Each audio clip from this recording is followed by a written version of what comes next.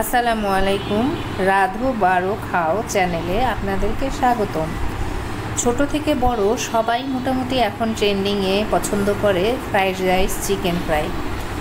সবাই রেস্টুরেন্টে গেলে চাইনিজ আইটেমটাই পছন্দ করে, তাই আমি আজকে বাসায় সাদামাটাভাবে একটু ফ্রাইড রাইসটা রান্না করলাম।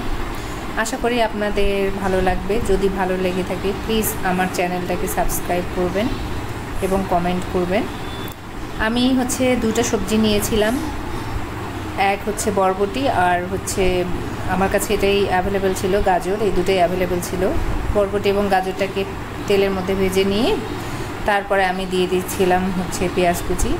আমি আসলে মরিচ ব্যবহার করিনি, কারণ আমার বড় মেয়ে মরিচ খেতে পছন্দ করে না, বা ও ঝাল খেতে পছন্দ করে না। মরিচ ঠিক না, ও ঝাল খেতে পারে না।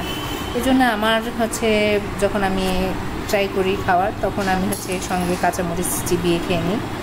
তারপরে আমার স্টিম করা রাইসটা দিয়ে দিলাম এবং টমেটো কেচাপ দিয়ে নেড়ে তৈরি করে ফেললাম ফ্রাইড রাইস। আল্লাহ হাফেজ।